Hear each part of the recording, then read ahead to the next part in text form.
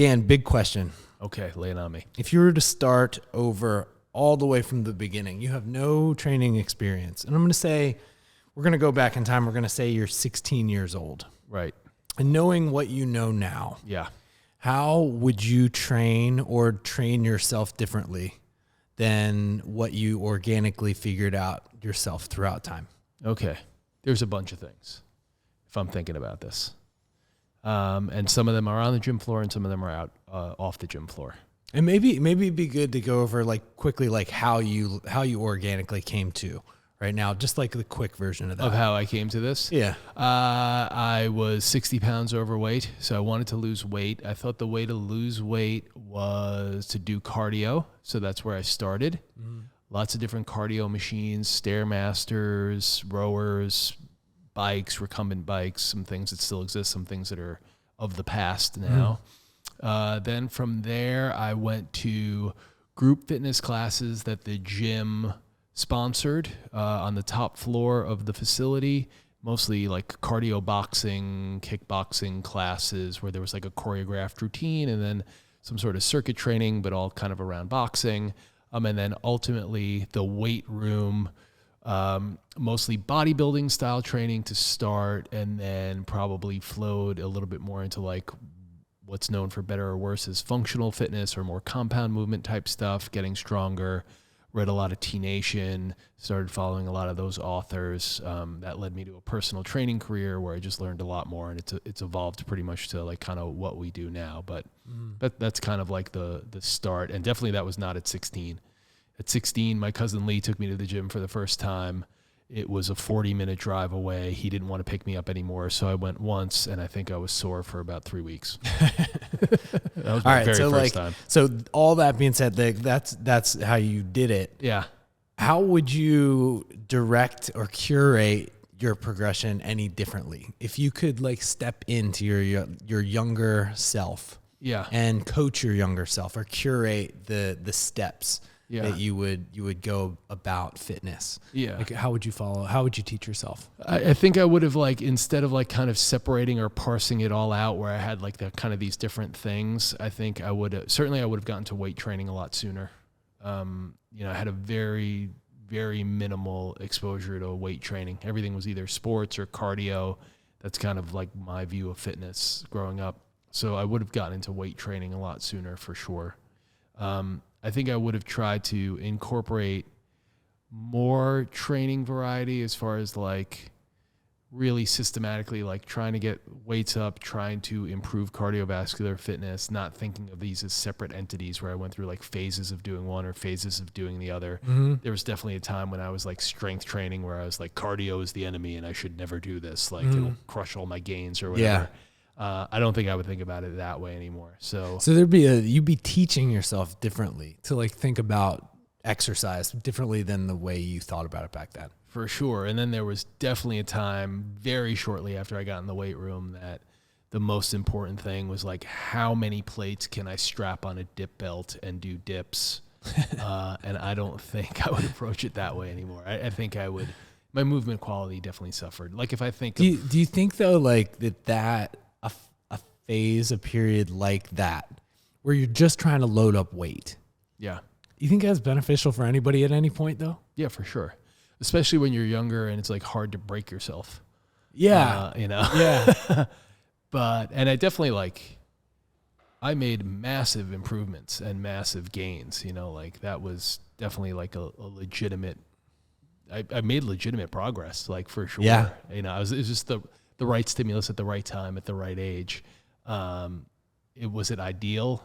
No. What point were you at this point when you were just trying to load up the weights, load up the dip belt? Where was I? I was we were in the personal training functional strength yet? I was probably more in like the bodybuilding. It was a little yeah. I was like in my local gym. You were lifting weight, and now you're starting to get reward in like adding more. Yeah. Like moving more. Yeah. It was seeing the number go up. For sure. It was the 6 p.m. after work. Like I still had a day job. This was my recreation. And I was kind of gaining some traction in the gym as like, oh, that's Dan. Like he goes here, like being one of the gym guys. Mm-hmm.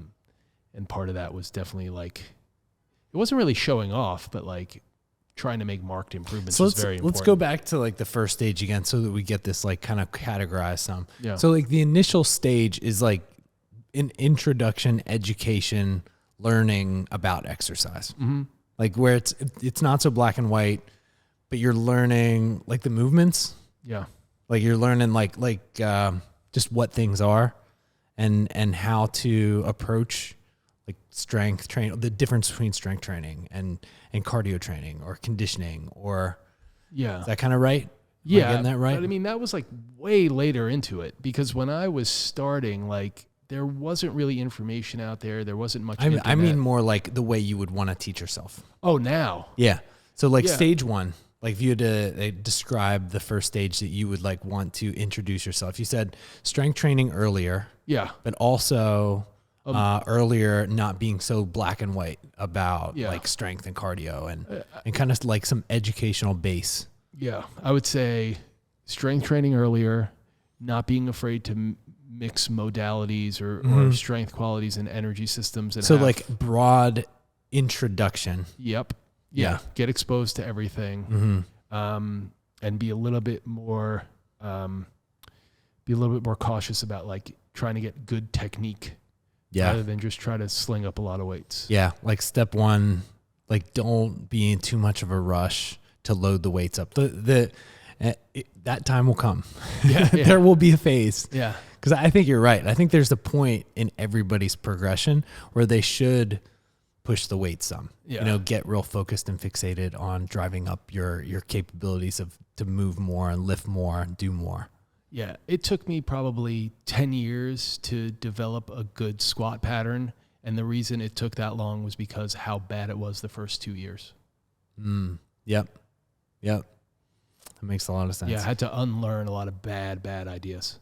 So then like moving out of that initial phase, then into like pushing maximal strength, would you say? Yeah. I think Build a there's, base and like seeing kind of testing your limits. I mean, for me, yeah, because that was like kind of an important thing and I see a lot of value in that. But I think a lot of people are afraid of really kind of seeing what the line is or moving the line forward, right? Everybody's kind of happy with the weights they lift or happy with the movements that they do. And I also think that that's like kind of death too. So while you don't want to do that too early, I think there is a point in training, and maybe it's an ongoing point in training, but you should be trying to move the needle forward and increase your capabilities after you kind of have touched upon everything and have gotten good at doing those things. Mm-hmm.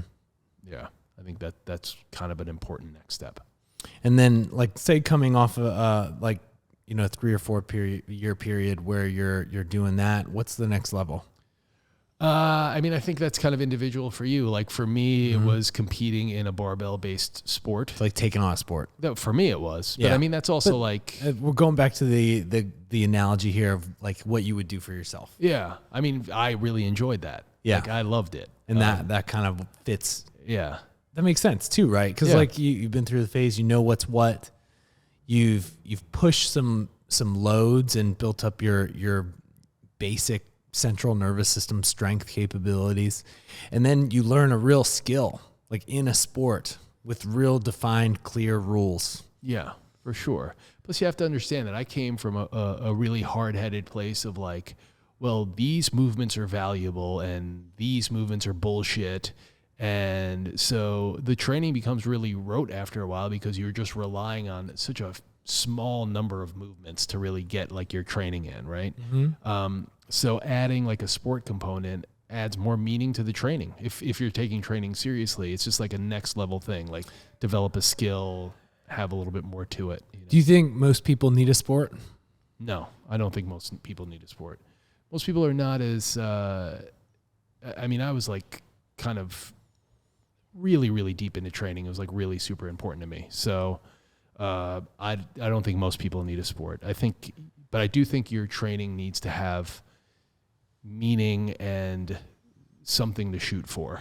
I think a sport is kind of the end range of that, but for most people you need something. Otherwise you'll just burn out or get bored, or it won't be, you know, chasing like a marathon time or a squat PR or a squat rep PR or something that adds meaning to your fitness. I think is kind of important at some point if you want to keep it going. otherwise you'll just get stale. And I think it's hard to maintain. Like training's too hard. It can get too kind of just, I'm going in, I'm banging this out, I'm leaving, and you'll trail off. So I think finding a way to adding some meaning to your fitness ends up being important some years in. But it could be a sport, or it could be just finding a training program that keeps challenging you and adds some sort of layer of like a gamified kind of thing where you're it's chasing a system something. of meaning, and a sport can suffice. Mm-hmm. You know, whether it's marathon training, powerlifting, but it can just as well be a system of training with other people that's meaningful and keeps you stimulated, engaged, interested, and progressing. You know, where everyone else is too. But that's basically what a sport is, right? Yeah. You'd be creating a sport within your training program. For sure. But the nice thing about that is it doesn't require peaking. It doesn't require cutting weight. It doesn't require traveling to the meet or entry fees or whatever the case may be, right? Like sports can become a little bit more complicated. This is a way of doing it without, having to leave your kids for 2 weeks to fly to wherever. There's something so valuable about the training for the sport. Like we think of the sport as the event. Yeah. The event is like 0.1%, maybe less, right? Like less than 1% of the overall process. Most of the process is the training. Yeah. It's, it's the people you're doing it with, the program that you're on, the highs, the lows, the early mornings, late nights, midday, thinking about it, the way you eat, the way you sleep, all the things that go into it. Yeah. Yeah, for sure. For me, the training for the competition was kind of the fun, engaging part. Like the meets themselves were just kind of nerve-wracking moments of like trying to display what it is that I trained for. But yeah, that worked for me. But I think I was also like, I was making fitness my life. Like I was deep down the rabbit hole. I don't think that necessarily has to apply to most people, but sure. If you want to do a CrossFit competition or a bodybuilding show or, a weightlifting meet, that's awesome. It's a good way to bring meaning to your fitness. But I do think at some point you're going to have to find a way to bring meaning to your fitness if you're going to stay in it long term. What's the mastery level? What's mastery in exercise? What is that? Oh gosh.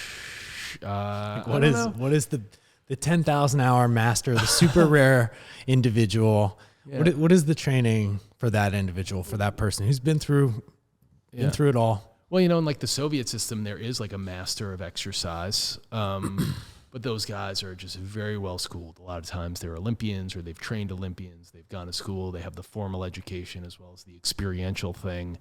I feel pretty safe and comfortable calling those guys like masters of exercise. Yeah.